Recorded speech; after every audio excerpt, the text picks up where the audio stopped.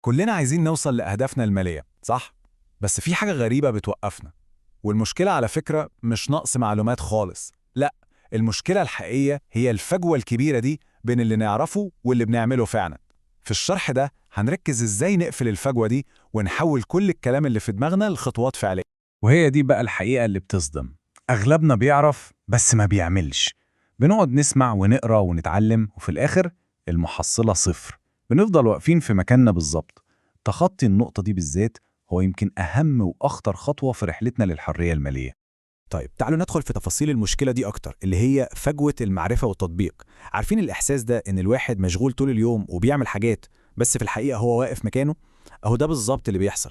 يعني شوفوا، كتير مننا فاهمين كويس قوي يعني ايه تحويش ويعني ايه استثمار للمستقبل، او حتى فكرة ان الواحد يعمل مصدر دخل جديد او يتعلم مهارة ليها قيمة. المعرفة دي موجودة عند ناس كتير قوي، بس برضه الوضع المالي بيفضل زي ما هو. طب ليه بقى؟ ايه اللي بيحصل؟ السبب هو فخ خطير قوي اسمه الإحساس الكاذب بالإنجاز. يعني إيه؟ يعني لما بنقعد نجمع معلومات، بنتفرج على فيديوهات، بنقرأ كتب، بنحس إننا بنتقدم وبنعمل حاجة. بس للأسف ده مجرد وهم، خدعة. المعرفة لوحدها من غير أي فعل بتخلينا واقفين في مكاننا، بالظبط زي اللي بيجري على مشاية كهربية، مجهود كبير بس مفيش مسافة بتتقطع. اوكي، يبقى السؤال المهم ايه اللي بيمنعنا نبدأ أصلا؟ ليه بنفضل نأجل ونأجل؟ الحقيقة إن في 3 حواجز نفسية كده مستخبية، هم دول السبب في الغالب. أول حاجة وأوضح حاجة الخوف. الخوف من إننا نغلط، نخسر فلوس، أو الإحساس اللي بيجيلنا كلنا ده بتاع أنا لسه مش جاهز. تاني حاجة المثالية، وهم إننا لازم نستنى الوقت المثالي أو لما أعرف كل حاجة الأول، وطبعا الوقت ده عمره ما بيجي.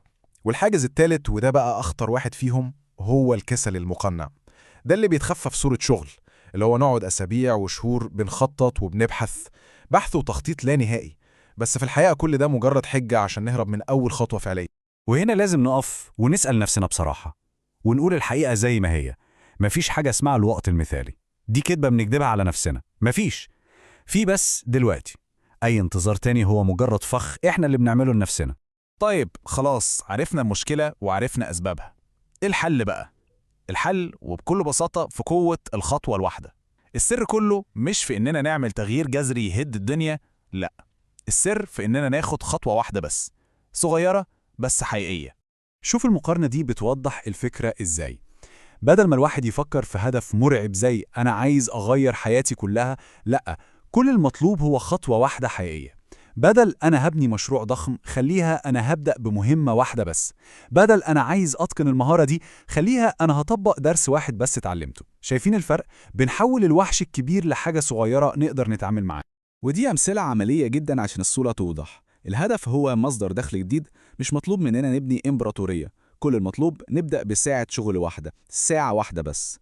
عايزين نبدأ نحوش، نشيل أي مبلغ على جنب، أي مبلغ مهما كان صغير. بنتعلم مهارة، نتفرج على فيديو واحد ونطبق اللي اتقال فيه فوراً.